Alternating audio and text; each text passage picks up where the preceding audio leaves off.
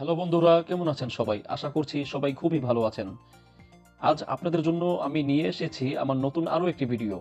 যে ভিডিও থেকে আপনারা জানতে পারবেন কিভাবে আপনার হাতে থাকা মোবাইলটি দিয়ে অনলাইনের মাধ্যমে জন্ম নিবন্ধনের আবেদন করবেন।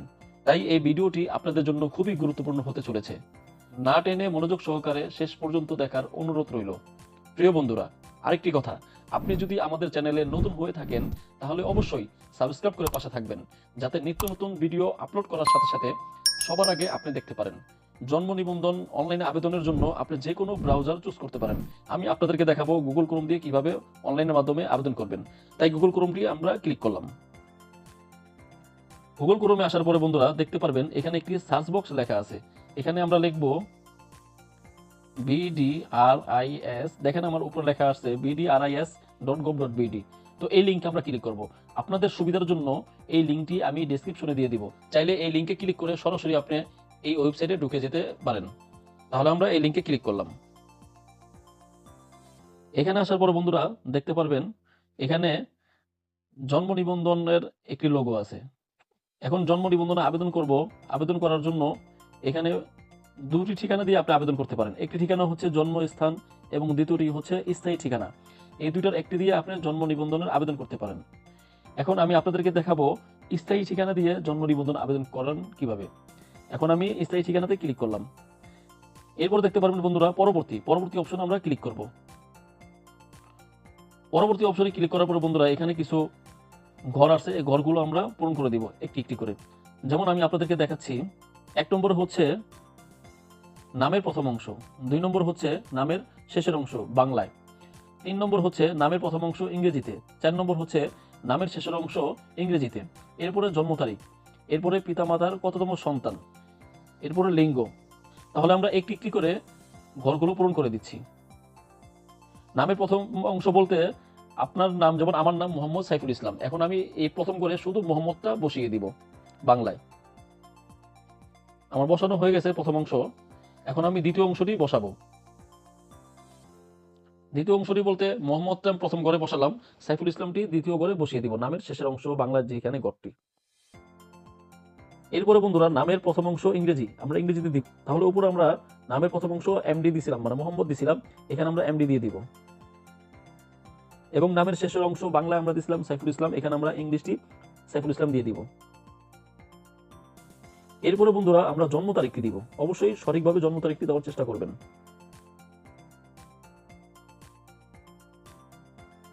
এরপরে বন্ধুরা পিতা ও মাতার কততম সন্তান, অর্থাৎ আপনার ভাই বোনদের মধ্যে কততম জিজ্ঞেস করছে, এখানে সেটি দিয়ে দিবেন। আমি আমার ভাই বোনদের ভিতরে যত নম্বর আমি সংখ্যাটি দিয়ে দিলাম ক্লিক করে। এরপর আপনার লিঙ্গ, আপনি ছেলে না মেয়ে, মানে পুরুষ না নারী, সেটি করবেন, লিঙ্গটি সিলেক্ট করে দিবেন। এরপরে বন্ধুরা এখানে দেখতে পারবেন জন্মস্থানের ঠিকানা। এই জন্মস্থানের ঠিকানাটি আমরা দিয়ে দিব। প্রথমে বাংলাদেশ থাকবে, এরপরে বিভাগ দিবেন, আমি আমার বিভাগটি দিয়ে দিচ্ছি। এরপরে জেলা দিবেন। এরপর আপনি সিটি কর্পোরেশনের ভিতরে হলে সিটি কর্পোরেশন দিবেন, আর উপজেলা ভিতরে হলে আপনি উপজেলাটি সিলেক্ট করে দিবেন। আমি আমারটি সিলেক্ট করছি। এরপরে দিবেন ইউনিয়ন, আমি আমার ইউনিয়নটি দিয়ে দিচ্ছি। এরপরে দিব ওয়ার্ড নাম্বার, এরপর ডাকঘর বাংলা দিয়ে দিব এবং ডাকঘর ইংরেজিতেও দিয়ে দিব। এরপরে দিব গ্রাম, বাংলায় দিব গ্রামটি। বাংলা লেখার পরে বন্ধুরা গ্রামটি একটু কমা দিয়ে দিব। ইংলিশও আমরা গ্রামের নামটি দিয়ে দিব, এখানেও আমরা একটি কমা দিয়ে দিব। আরেকটি বিষয় বন্ধুরা, যেই ঘরের পাশে দেখবেন উপরে এরকম ফুল লাল স্টপ থাকবে, ওই ঘরটি অবশ্যই পূরণ করতে হবে। তাহলে আমার লাল ফুল স্টপ যেগুলো আছে এগুলো আমরা দিয়ে দিলাম। এরপর আরেকটি বিষয় হচ্ছে বন্ধুরা, এখানে আপনারা দেখতে পারবেন ভাষা, সড়ক, নাম বা নম্বর, বাংলা ও ইংলিশ। তো এইগুলো যদি আপনারা থাকে দিয়ে দিতে পারেন, না দিলে কোনো সমস্যা নেই, আমি দিচ্ছি না। এরপরে বন্ধুরা একটু করে দেখবেন এখানে পরবর্তী, এই পরবর্তীতে ক্লিক করবেন। এরপরে বন্ধুরা এখানে দেখতে পারবেন পিতার তথ্য এবং মাতার তথ্য। তো এখানে কি কি দিবেন আমি দেখাচ্ছি। এখানে দিবেন পিতার জন্ম নিবন্ধন নম্বর যদি আপনার থাকে। এরপরে দিবেন পিতার জন্ম তারিখ। এরপরে দিবেন পিতার বাংলায় নাম এবং ইংরেজিতে নাম, পিতার জাতীয় পরিচয়পত্র, পিতার জাতীয়তা, আপনাদেরকে একটি কথা বলে রাখি, যদি কারো জন্ম সাল 2001 থেকে রানিং 2023 সাল পর্যন্ত হয়, সবারই বাধ্যতামূলক জন্ম নিবন্ধন বাবা মায়ের দিতেই হবে। এটা বাধ্যতামূলক গভর্নমেন্ট থেকে সিস্টেম করছে। আর যাদের 2000 সাল থেকে উপর দিকে উঠবে, যেমন 2000 সাল, 1999, 1998 এরকম যত উপর দিকে উঠবে, তাদের আইডি কার্ড, স্কুল সার্টিফিকেট, জন্ম নিবন্ধন বানাতে পারবেন। আমার জন্মসাল 2000 সালের উপরে, যার কারণে বাবা মায়ের জন্ম নিবন্ধন নম্বরটি দিচ্ছি না এবং জন্ম তারিখও দিচ্ছি না। আমি সরাসরি পিতার নাম বাংলায় এটা দিয়ে দিব পিতার আইডি কার্ড অনুসারে, যেমন আমি আমারটি দিয়ে দিচ্ছি। এরপরে দিব পিতার নাম ইংরেজি। এরপরে পিতার জাতীয় পরিচয়পত্র থাকলে জাতীয় পরিচয়পত্র নম্বরটি দিয়ে দিব, আমি আমারটি দিয়ে দিচ্ছি। এবং পিতার জাতীয়তা দিব বাংলাদেশি, অবশ্যই দিবেন। এরপরে বন্ধুরা মাতার তথ্য একই নিয়মে দিবেন বাবার মতো। মায়ের বাংলা নামটি দিয়ে দিব মায়ের আইডি কার্ড অনুসারে এবং ইংরেজিতেও দিয়ে দিব। এরপরে মায়ের জাতীয় পরিচয়পত্র অর্থাৎ আইডি কার্ডের নম্বরটি দিয়ে দিব। এরপরে মায়ের জাতীয়তা দিয়ে দিব, অবশ্যই বাংলাদেশি দিবেন। এরপরে বন্ধুরা আবারও দেখতে পারবেন পরবর্তী, এখানে আবার ক্লিক করব। এখানে বন্ধুরা আপনারা দেখতে পারবেন জন্মস্থানের ঠিকানা ও স্থায়ী ঠিকানা একই।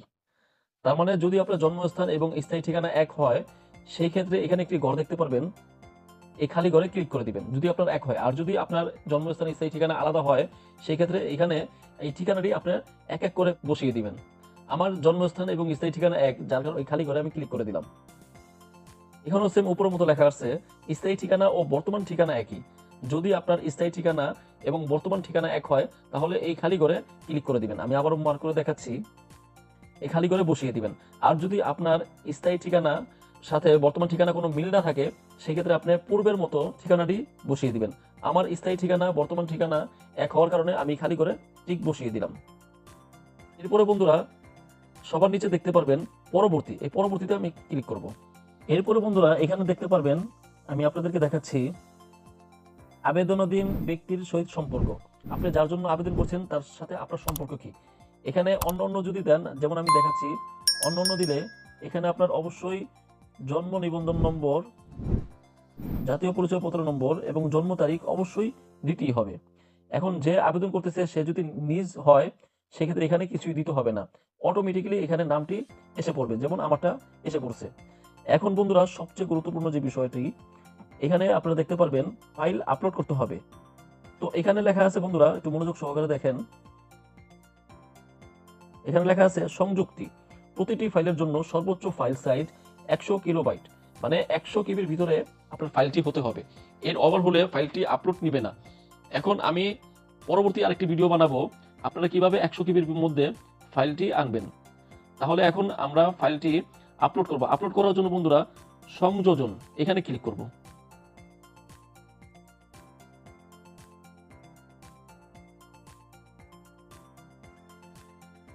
সংযোজনে আসার পরে বন্ধুরা যখন আমি ফাইলটি নিলাম, তখন এখানে আমরা ক্লিক করব।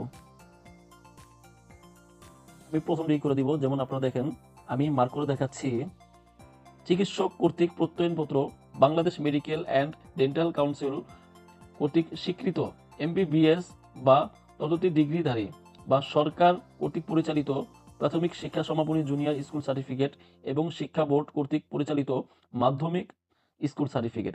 তো আমরা এই প্রথমটি ক্লিক করে দিলাম, প্রত্যয়নপত্র বা সার্টিফিকেট হইলে বা নিজের ভোটার আইডি কার্ড বা জাতীয় পরিচয়পত্র হইলে এখানে আমরা প্রথমটি ক্লিক করে দিব। প্রথমটি ক্লিক করার জন্য এই ঘরে ক্লিক করবেন। এরপরে বন্ধুরা এখানে দেখতে পারবেন স্টার্ট। এরপরে দেখতে পারবেন আপনি যে ফাইলটি দিতেছেন তার সাইজ কত। আমারটা হচ্ছে 48.93 কেবি। তো আমরা স্টারে ক্লিক করলাম। আরেকটি বিষয় বন্ধুরা, এখানে ফাইল অবশ্যই দুইটি আপলোড করতে হবে, দুইটির বেশিও না এবং কমও না। আমার একটি ফাইল আপলোড হয়েছে আপনারা দেখতে পাচ্ছেন, এবং আমি এখন দ্বিতীয় ফাইলটি আপলোড করব। তার জন্য আবার সংযোজন এখানে ক্লিক করব। এখানে আসার পরে বন্ধুরা আমি যেমন প্রথম সাবজেক্টটি দিয়ে দিয়েছিলাম যে আমি কি ফাইল আপলোড করছি, সেম দ্বিতীয়বার এরকম করব। দ্বিতীয়বার করার জন্য প্রথম যেমন আমি প্রথমটি সিলেক্ট করছিলাম, এখন আমি দ্বিতীয়টি সিলেক্ট করে দিব। এখানে লেখা আছে পিতামহীর দ্বারা স্বনামে স্থায়ী ঠিকানা হিসেবে ঘোষিত আবাসস্থলের বিপরীতে হালনাগাদ কর পরিশোধের প্রমাণপত্র বা পিতামাতা সহ পিতামহীর জাতীয় পরিচয়পত্র বা পাসপোর্ট ঘোষিত স্থায়ী ঠিকানা বা জমি অথবা বাড়ি ক্রয়ের দলিল খাজনা ও কর রসিদের মানে আপনার স্থায়ী ঠিকানা প্রমাণপত্র হিসেবে এখানে ক্লিক করবেন। তো আমি এই খালি ঘরে ক্লিক করে দিচ্ছি। এখন আমরা আবারও দেখতে পারবো দ্বিতীয় ফাইলটি কত কিবির মধ্যে আছে। এরপর আমরা স্টার্ট এখানে ক্লিক করবো। এখানে ক্লিক করলেই ফাইলটি আপলোড হয়ে যাবে। আপলোডটি হয়ে গেল ফাইলটি। এখন আমরা ক্লিক করব পরবর্তীতে ক্লিক করলাম। পরে বন্ধুরা এখানে আসার পরে দেখতে পারবেন, আমি আপনাদেরকে জুম করে দেখাচ্ছি। এখানে দেখতে পারবেন জন্ম নিবন্ধনের জন্য আবেদন।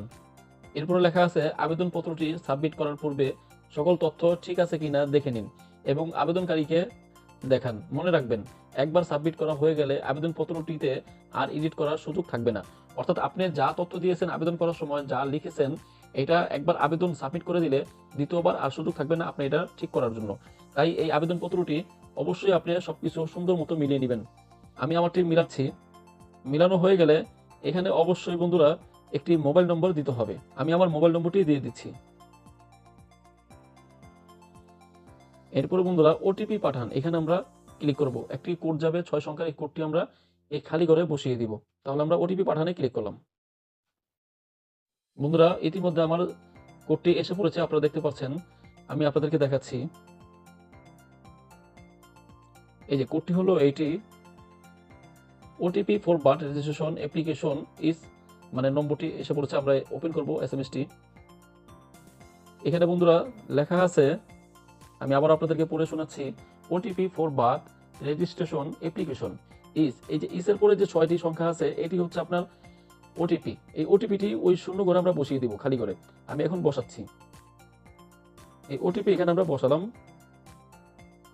এরপরে বন্ধুরা এখানে টাইম দিবে। আপনার জন্ম নিবন্ধনের আবেদনের ওটিপিটি 10 মিনিটের মধ্যে দিতে হবে। তো আমরা এখানে সাবমিট করে দিব। যেহেতু ওটিপি আমাদের বসানো হয়ে গেছে, আমি আবারও মার্ক করে দেখাচ্ছি আপনাদেরকে। আমার ক্ষেত্রে সংখ্যাটি আসছে 350046। আপনাদের ক্ষেত্রে অন্য সংখ্যা আসবে, ওই সংখ্যাটি যেই আসুক ওইটা বসিয়ে দিবেন। এখানে বসানোর পরে এখানে সাবমিট এখানে ক্লিক করবেন। প্রিয় বন্ধুরা এখন আমার জন্ম নিবন্ধন আবেদনটি হয়ে গেল। এখানে কিছু লেখা আছে, দেখেন, জন্ম নিবন্ধনের জন্য আবেদন সাকসেস, আবেদনপত্রটি সফলভাবে সাবমিট করা হয়েছে। এরপরে বন্ধুরা লেখা আছে, দেখেন, আবেদনপত্র নম্বর। এখানে যে আবেদনপত্র নম্বরটি আছে এটি হচ্ছে আপনার আবেদন নম্বর, এবং আপনি কোন অফিসে আবেদনটি জমা হয়েছে সেই অফিসের নাম সহ আসবে। এরপরে বন্ধুরা দেখেন এখানে লেখা আছে, নিচের প্রিন্ট বাটনে ক্লিক করে আবেদনপত্রটি প্রিন্ট করে প্রয়োজনীয় কাগজপত্র সহ আগামী 28/12/2023 তারিখের মধ্যে সংশ্লিষ্ট নিবন্ধকের নিকট দাখিল করুন। আপনাকে ধন্যবাদ। তো এখানে আমরা আবেদনপত্র প্রিন্ট, এখানে যদি আপনি প্রিন্ট করতে যান তাহলে প্রিন্ট করতে পারবেন না, কারণ এখন সার্ভার সমস্যা হওয়ার কারণে আবেদনপত্রটি প্রিন্ট হচ্ছে না। যার জন্য এই আবেদনপত্রটি প্রিন্ট না করে এখানে যে নম্বরটি আছে আবেদন নম্বরটি এবং যে ওটিপিটি আপনার ফোনে আসছে সেই ওটিপিটি, এই দুইটা জিনিস কাগজে লিখে প্রয়োজনীয় কাগজপত্র নিয়ে আপনার সংশ্লিষ্ট যে অফিস আছে, ইউনিয়ন পরিষদ হতে পারে অথবা সিটি কর্পোরেশন হতে পারে, এখানে যোগাযোগ করবেন। তাহলে তারা কিছু ফির মাধ্যমে জন্ম নিবন্ধনটি দিয়ে দিবে আপনাকে। এই ছিল মূলত আজকের ভিডিওটি যদি ভালো লেগে থাকে তাহলে অবশ্যই একটি লাইক করবেন, কমেন্ট করবেন এবং আপনার মূল্যবান মতামত জানিয়ে দেবেন। তাহলে দেখা হচ্ছে পরবর্তী কোনো ভিডিওতে। ততক্ষণ পর্যন্ত ভালো থাকবেন, সুস্থ থাকবেন। আল্লাহ হাফেজ।